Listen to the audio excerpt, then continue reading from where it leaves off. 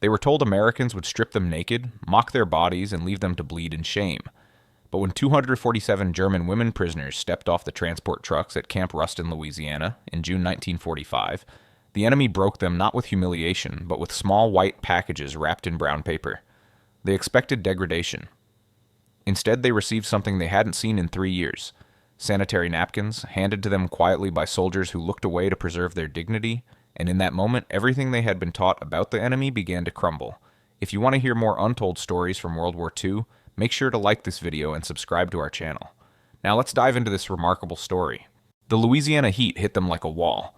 After weeks crossing the Atlantic in the belly of a cargo ship, then days rattling across America in stuffy train cars, the 247 German women finally arrived at their destination. The truck engines went silent and dust settled around the convoy. Through the canvas flaps, they could see guard towers rising against a blazing summer sky. Barbed wire stretched in neat lines, but the camp beyond looked nothing like the concentration camps they had heard whispers about. The buildings were painted, paths were swept clean, American flags snapped in the hot breeze. These women were not soldiers in the traditional sense. They were Helferinnen, military auxiliaries who had served the Wehrmacht as radio operators, nurses, clerks, and spotters. Their gray-green uniforms were stained with weeks of travel. Their hair hung limp and dirty. Most were between 19 and 30 years old. Some clutched small bags containing their only possessions: a photograph, a letter, a small Bible. Others had nothing at all. As they climbed down from the trucks, the smell hit them first. It was completely unexpected. Instead of the stench of unwashed bodies and fear they had braced themselves for, they smelled something else: fried chicken, fresh bread, coffee. The scents drifted from a building nearby, and several women stopped in their tracks, confused. One woman, Greta, a former nurse from Hamburg, whispered to her companion, "Is this a trick? Why does it smell like someone's kitchen?" The guards motioned them forward with their rifles, but their voices were calm, almost bored. "Move along, ladies, single file. Keep your belongings with you." The English words sounded strange, but the tone was not harsh. It was matter of fact, professional. The women had expected shouting, maybe blows. Instead, they got efficiency. They were herded toward a processing building, their boots scraping against the gravel. Some trembled despite the heat. Others held their heads high, determined not to show fear. But every single one of them felt their chests tighten with dread as they approached the entrance. This was it. This was where the Americans would finally show their true nature. This was where the humiliation would begin. Greta's hands shook as she gripped her small bag. She thought of the stories they had heard during the war, stories of American brutality, of prisoners tortured and mocked. She thought of her younger sister back home in the ruins of Hamburg and wondered if she would ever see her again. Around her, other women whispered quick prayers or simply stared straight ahead, their faces blank with fear. Wait. The fear lingered. Every step felt like walking toward an execution. But the American soldiers at the door just checked clipboards and waved them inside. No violence, no screaming. Just paperwork and tired-looking men in uniform who barely glanced at them. Inside the building, confusion replaced terror. The processing room was large and surprisingly cool. Fans whirred in the corners, moving the thick Louisiana air. Tables were set up in rows, each staffed by American soldiers with forms and pens. The women were directed to form lines, and one by one, their names were recorded, their belongings catalogued. Greta watched as the soldier in front of her wrote down her information with careful handwriting. He never looked at her with hatred. He just did his job. Then came the medical checks. The women were directed to a side room where two female American nurses waited. This was the moment they had truly feared. In Germany, during the final years of the war, medical examinations had become brutal affairs, with exhausted doctors who had no time for gentleness. The women expected worse from the enemy, but the nurses smiled. Not with mockery, but with something that looked almost like sympathy. "Hello," one said in broken German. "We check health. You sit, please." Her accent was terrible, but her face was kind. Greta sat on a wooden chair, and the nurse checked her pulse, looked at her eyes, and examined her arms for injuries or illness. The touch was gentle, professional. The nurse made notes on a clipboard and then handed Greta a small card with her health status. "You are okay," she said. "A little thin, but okay. We feed you good here." After the medical check, they were taken to the showers. The women tensed again. Being forced to undress in front of the enemy was exactly the kind of degradation they had been warned about. But they were directed into a large tile room with privacy curtains separating individual shower stalls. No one watched them, no one leered. They were simply handed bars of soap, thick, white, and smelling faintly of lavender, and told to wash. The water was hot. Greta stood under the stream and felt months of grime wash away. She had not bathed properly since before the surrender. In the chaos of Germany's collapse, water had been scarce, and hot water had been a distant memory. Now in the enemy's camp, she had more hot water than she knew what to do with. She pressed her hands against the tile wall and felt tears mix with the water running down her face. It was not cruelty, but kindness, and that made it even more confusing. When she emerged, clean for the first time in months, she was handed a towel and a set of plain work clothes. No humiliating prison uniforms, just simple cotton shirts and trousers, clean and worn, but serviceable. As she dressed, Greta caught sight of herself in a small mirror on the wall. Her face was gaunt, her hair plastered wet against her skull, but her skin was clean. She looked almost human again. That night, Greta wrote in a small notebook she had managed to keep hidden in her belongings. They gave us soap, real soap, hot water. I do not understand. We are the enemy. Why do they treat us this way? I expected cruelty. Instead, I feel clean for the first time in a year. What kind of enemy does this? After showers and fresh clothes, the women were marched to the mess hall. The building was large, with long wooden tables and benches. The smell of food was overwhelming. Greta's stomach twisted with hunger and confusion. She had not eaten a full meal in weeks. During the final days before capture, rations had been reduced to hard bread and thin soup. Many of the women looked like walking skeletons.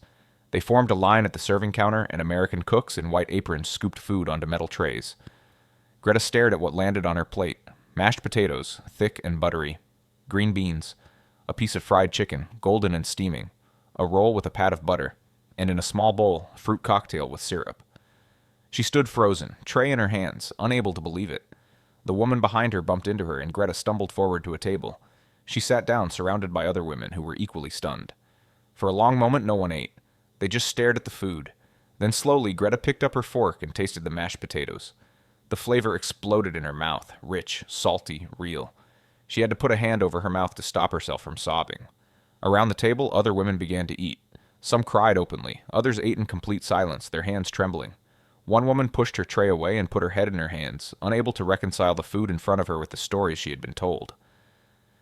My mother is eating bark soup, whispered a young woman named Liesel, sitting across from Greta. Her eyes were red with tears.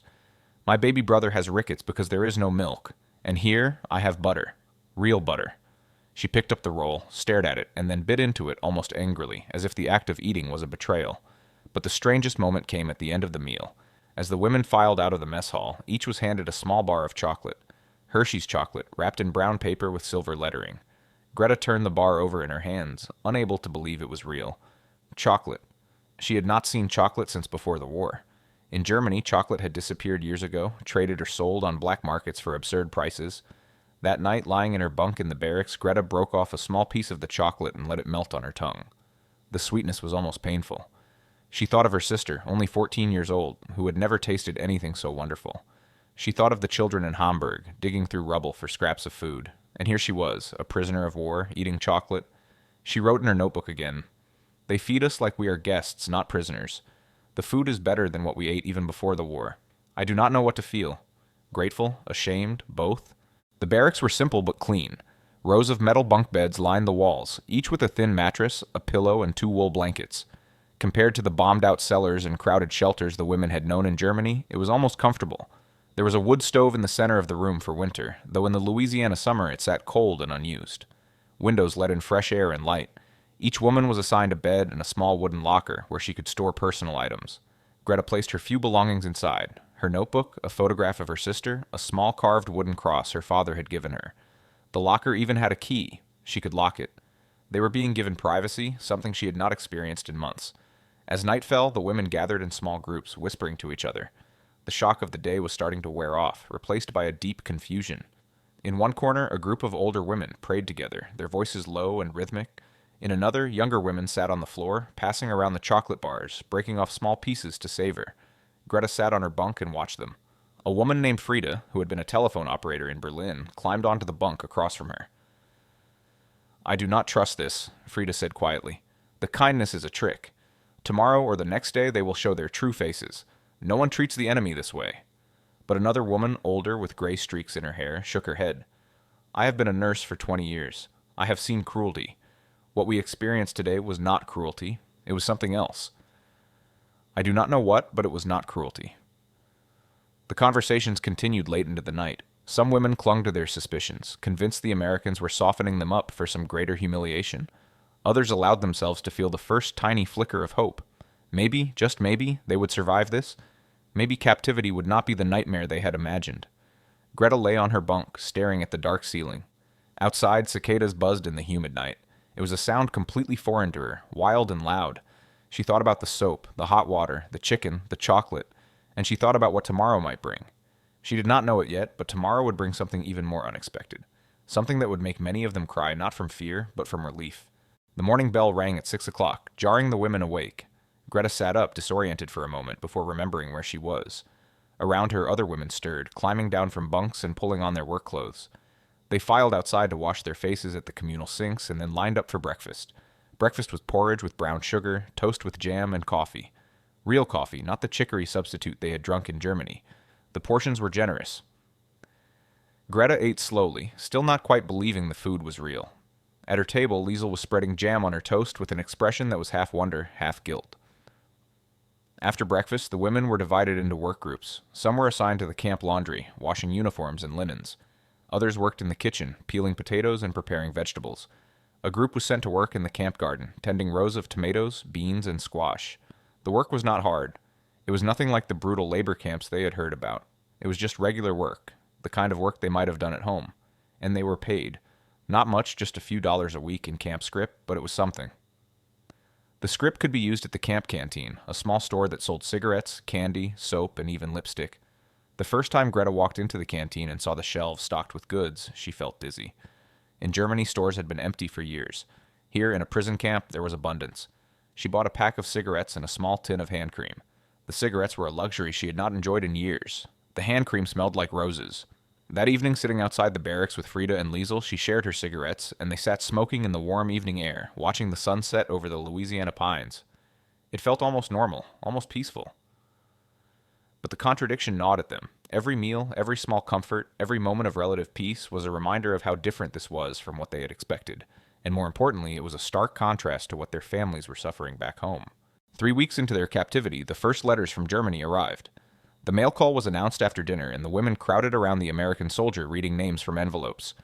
When Greta heard her name, her heart leapt. She tore open the envelope and recognized her sister's handwriting immediately. She sat on her bunk and read by the fading evening light. Her sister's words were careful, censored, but the reality bled through. Their apartment building had been destroyed in a bombing raid. They were living in the cellar of a neighbor's house, 12 people sharing 3 rooms. Food was scarce.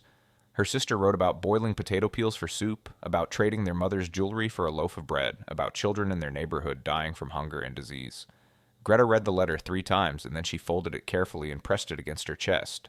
Around her, other women were reading their own letters, and the barracks had fallen silent except for quiet weeping. The contrast was unbearable. Here they were, eating fried chicken and mashed potatoes, sleeping in clean beds, while their families starved in ruins. That night, Greta could not eat her dinner. She stared at the plate of food, at the thick slices of roast beef and the pile of buttered carrots, and felt her throat close with shame. Liesel, sitting beside her, pushed her own plate away. "I cannot," she whispered. "How can I eat this when my family has nothing?" But not eating did not help anyone. The food would only be thrown away. And so eventually they ate, but every bite was laced with guilt. The kindness of their captors had become a burden almost too heavy to bear. The Americans noticed the change. The guards who had grown somewhat familiar with the German women over the weeks saw the tears, the untouched meals, the withdrawn expressions. One guard, a young man from Texas named Corporal Davis, asked through an interpreter what was wrong. When he learned about the letters, he just nodded slowly. "War's tough on everybody," he said, "but you can't help them by starving yourself here." His words were logical, but they did not ease the guilt. Despite the guilt, despite the confusion, life in the camp developed a rhythm. And within that rhythm, small moments of humanity began to emerge. Moments that made it even harder to see the Americans as the monsters they had been taught to fear. Greta worked in the laundry, and her supervisor was a middle-aged American sergeant named Mary O'Brien. Sergeant O'Brien was stern but fair, and she quickly learned the names of the German women under her command. One afternoon, Greta made a mistake, washing a batch of uniforms in water that was too hot, causing some shrinkage. She braced herself for punishment, but Sergeant O'Brien just sighed and said, "Well, lesson learned. Next time, check the temperature first. Don't worry about it. No punishment, no yelling, just a shrug and a reminder to do better next time." Greta was stunned. Another day, Corporal Davis brought a phonograph to the barracks and played records for the women. American music, big band jazz, and swing. The women listened, fascinated by the unfamiliar rhythms. Some of the younger ones even began to sway, and soon, despite themselves, they were smiling. Davis grinned and showed them a few simple dance steps. For half an hour in a prison camp in Louisiana, German prisoners and American guards danced to Glenn Miller. It was absurd. It was impossible. But it was real. Frida, who had remained suspicious of American intentions, began to soften. She learned a few English phrases and started teaching English words to the younger women. Thank you. Please. Good morning. The Americans in turn learned bits of German. Guten Tag.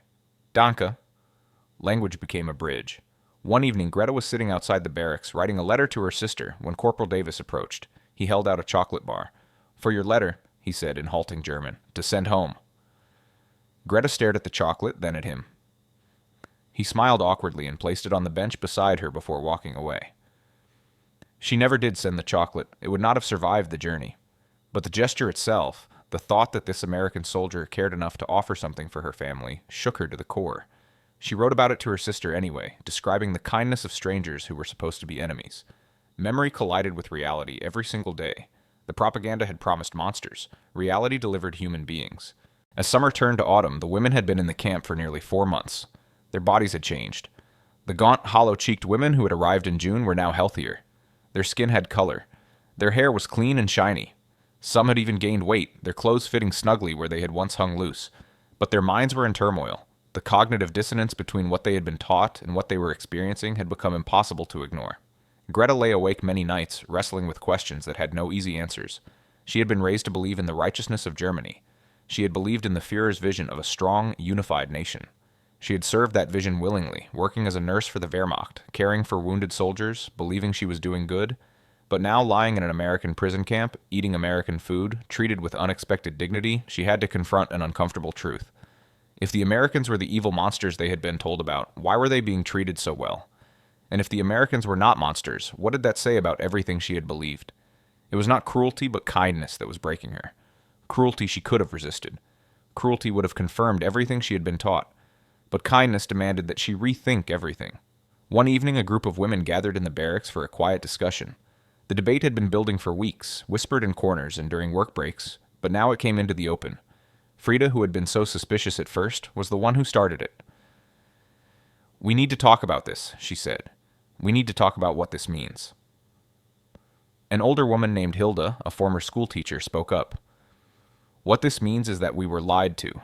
Our government lied to us about the enemy. They told us the Americans were barbarians, but look at how we are treated. With dignity. With humanity." A younger woman, barely 20, shook her head stubbornly. "This is just propaganda from the other side. They treat us well to make us betray our country." But Greta found herself speaking before she could stop herself. "Betray our country? Our country betrayed us. Our country left us to starve while our leaders lived in luxury. Our country bombed our own cities into rubble and then blamed the enemy. The Americans did not do this to us. We did it to ourselves." The words hung in the air. Several women gasped. To speak against the fatherland, even in defeat, felt like treason. But others nodded slowly, their faces troubled but thoughtful. Liesel spoke quietly. "I think about my brother. He was 16 when they conscripted him. He died at Stalingrad, and for what? So our leaders could chase their mad dreams? The Americans did not kill him. Our own leaders did." The conversations continued night after night. Some women clung desperately to their old beliefs, unwilling to let go of the world they had known. Others, like Greta, felt those beliefs crumbling like ash in their hands. The truth was too stark to deny. They had been treated better by the enemy than they had ever been treated by their own government. The discussion spread throughout the camp. Different women responded in different ways. Some of the older women, who had lived through World War I and remembered the hardships of that defeat, were more willing to accept the new reality. They had seen Germany lie before. Younger women, who had been raised entirely under the Reich's propaganda, struggled more. But slowly, undeniably, a shift was happening. The women were beginning to see their American captors not as enemies, but as people. And in seeing them as people, they were forced to confront their own humanity as well. The camp administration, recognizing the opportunity, began to offer educational programs. Films were shown in the mess hall on Sunday evenings. Not propaganda films, but documentaries about American history, about democracy, about the freedoms guaranteed by the U.S. Constitution. The films were subtitled in German, and the women watched with fascination. One film showed the American judicial system, the idea that every person, even the accused, had rights. Another showed elections, ordinary people voting for their leaders. These concepts were foreign to women who had known only authoritarian rule. After one such film, Greta sat with a group of women discussing what they had seen. "Can you imagine," she said, Ordinary people choosing their leaders. Not being told who to follow, but actually choosing. "It sounds like chaos," said one woman. "Maybe," said Hilda, the teacher. "Or maybe it sounds like freedom." The word hung in the air. Freedom. It was a word they had heard often in Germany, but always in the context of freedom from enemies, freedom through strength. Never freedom to think, to question, to choose. The most dangerous weapon the Americans wielded was not bullets or bombs. It was dignity. By treating the German women as human beings worthy of respect, the Americans forced them to question everything they had been taught about superiority, about strength, about what it meant to be civilized. As autumn deepened and the Louisiana heat finally began to ease, the women had been in captivity for nearly 6 months. The transformation was nearly complete. Most of them no longer saw themselves as prisoners in the traditional sense. They were simply women living in a strange place, doing their work, writing their letters, and waiting for a future they could not quite imagine. But the deepest realization came not from grand gestures or philosophical discussions. It came from something small, something intimate, something that had been missing from their lives for years. It was October when the American administration made an announcement. The women were gathered in the mess hall after dinner, and a female officer stood at the front of the room with an interpreter. "Ladies," she said, "we have been informed that many of you have been dealing with certain personal difficulties. We want you to know that supplies are available for your monthly needs. Please see Sergeant O'Brien or any of the female staff and we will provide what you need." At first, the women did not quite understand. Then the meaning sank in. Sanitary napkins, feminine hygiene products, things they had not seen in years. During the war, as Germany's economy collapsed, such products had become luxuries most women could not afford. They had managed with rags, with newspapers, with whatever they could find. The humiliation and discomfort of menstruation had become just another hardship in a long list of hardships. And now the Americans were offering to provide these products, not as a luxury, but as a basic necessity, as something every woman deserved. The next day, Greta stood in line outside Sergeant O'Brien's office with dozens of other women. When her turn came, she stepped inside, her face burning with embarrassment. Sergeant O'Brien smiled kindly and handed her a brown paper package. Inside were sanitary napkins, clean and white, along with a small pamphlet in German explaining how to use them and how to request more when needed. Greta clutched the package and felt tears spring to her eyes. It was such a small thing, such a basic thing, but in that moment it represented something much larger. It represented the acknowledgement that they were not just prisoners, not just enemies, but human beings with basic needs and dignity. That night the barracks were filled with quiet crying. Women sat on their bunks, holding the packages, overwhelmed by a kindness they had never expected. Liesel whispered to Greta, "Why do they care? We are nothing to them. Why do they care about this?" Greta shook her head, unable to answer, but she thought she understood. The Americans were not showing kindness to be manipulative or to win propaganda points. They were showing kindness because they believed all people deserved basic dignity, even enemies, even prisoners. It was a philosophy so foreign to what they had known in Germany, where strength was everything and weakness was despised, where the individual was nothing and the state was everything. Here, even in captivity, they were being treated as individuals who mattered. If the enemy values our lives, Greta thought, why did we not? Perhaps captivity is revealing more truth than freedom ever did. Perhaps kindness cuts deeper than cruelty because it forces us to see our own humanity reflected back at us. It was late November when everything came to a head. Winter was approaching, even in Louisiana, and the evenings had grown cool. The women had been in the camp for 5 months and life had settled into something almost normal. But beneath the surface, the internal struggle continued. Greta sat on her bunk one evening, her notebook open in her lap. She had been writing in it almost every day, documenting her thoughts, her fears, her confusions. Now she read back through the pages, watching her own transformation unfold in ink. The woman who had written the first entries, terrified and full of propaganda-fed hatred, seemed like a stranger. That woman had expected monsters and torture. That woman had been prepared to die defending beliefs she had never questioned. But the woman Greta had become was different. She had been forced to question everything. And in questioning, she had found uncomfortable truths. She picked up her pen and wrote, "I fear leaving more than I feared arriving. What does that say about me? That I am a coward? A traitor? Or simply that I have finally opened my eyes?" The words blurred as tears fell on the page. She set down the pen and pressed her hands to her face. Around her, other women were settling in for the night, some reading letters, some chatting quietly, some already asleep.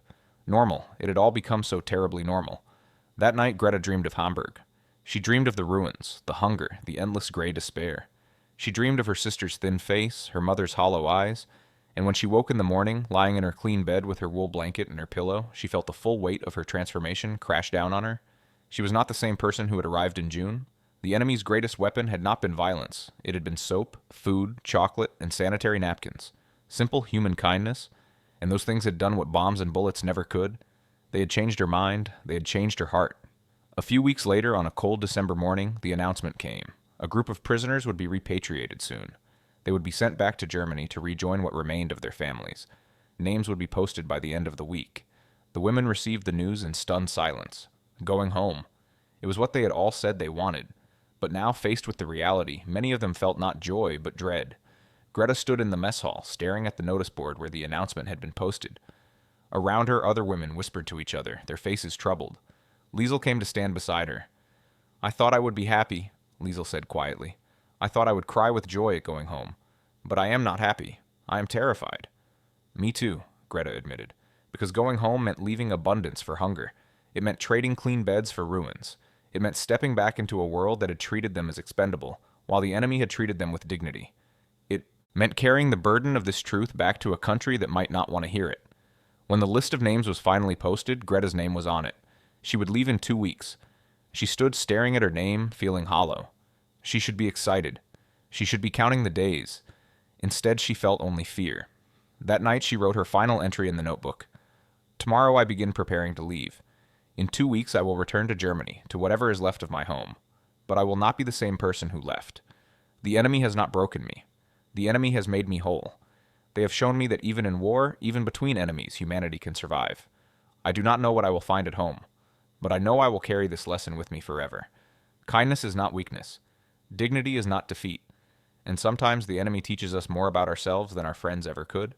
She closed the notebook and held it against her chest. Outside, the Louisiana night was cold and clear, stars brilliant in the dark sky, and inside Greta sat on her bunk and wept. Not for what she was leaving behind in the camp, but for the innocence she could never reclaim, and for the truth she could never unknow. The transport ship left New Orleans on a gray December morning. Greta stood on the deck with dozens of other women, watching the American coastline shrink behind them. The journey to Germany would take weeks, crossing the Atlantic in winter, but this time they traveled as repatriated prisoners, not fresh captives.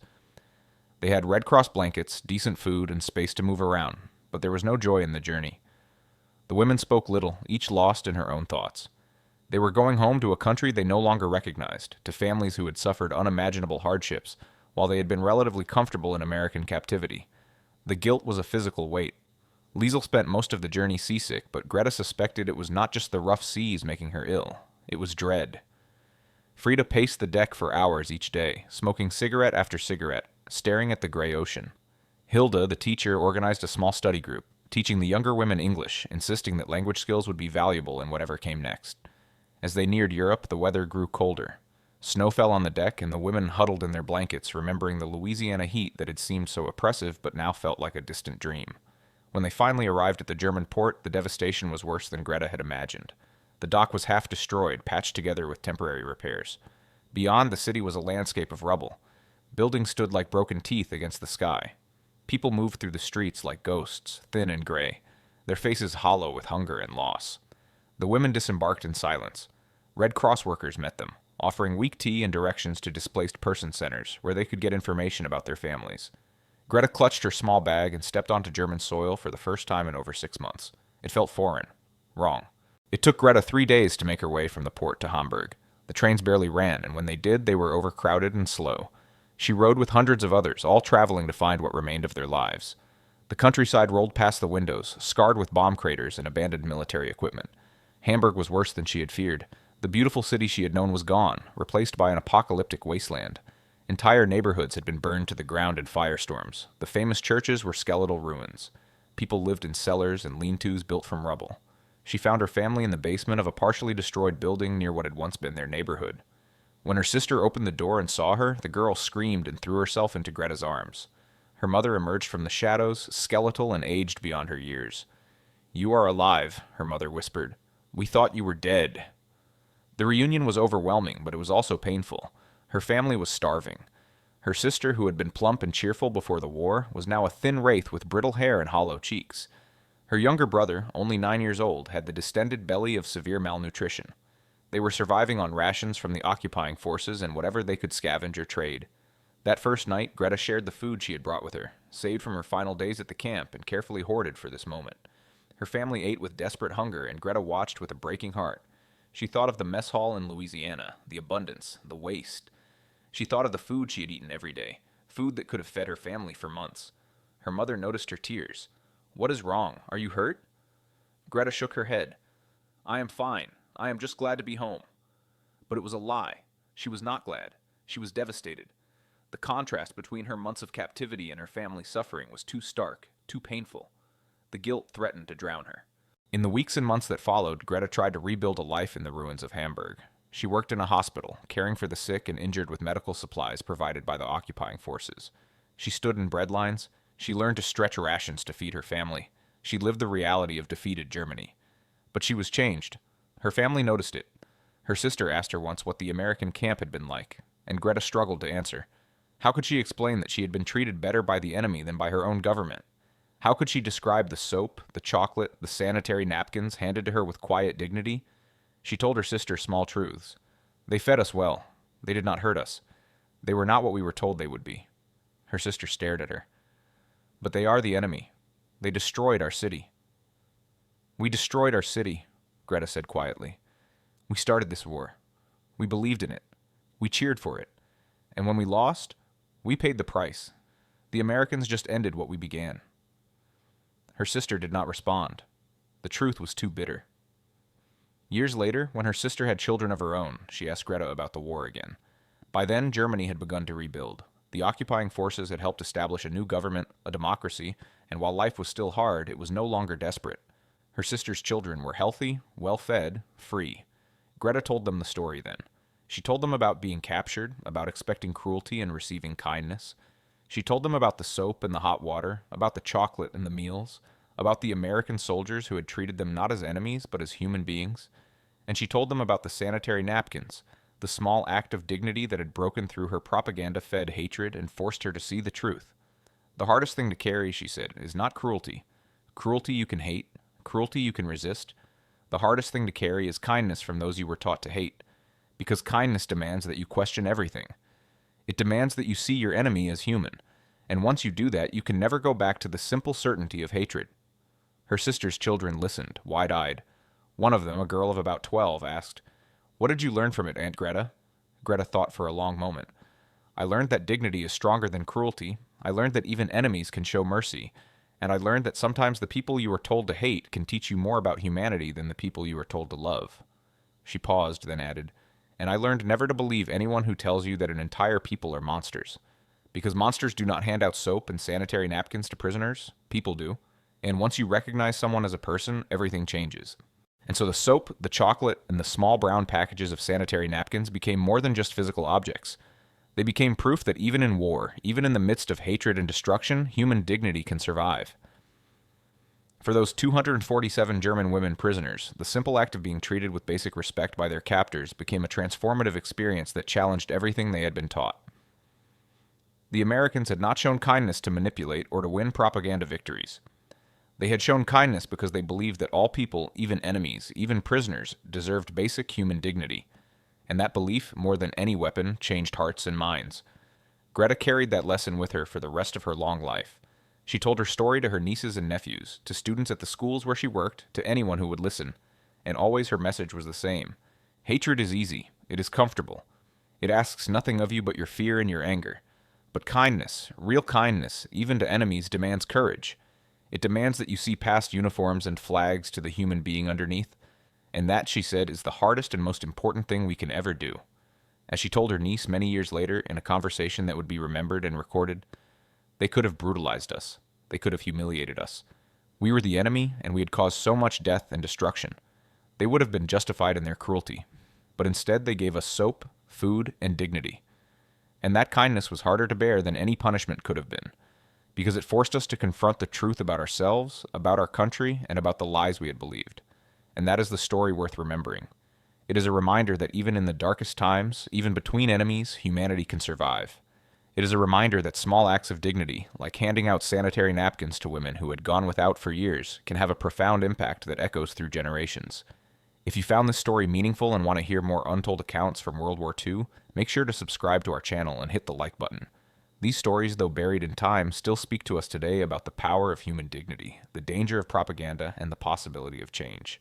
Thank you for watching, and remember, kindness is not weakness. It is the strongest weapon of all.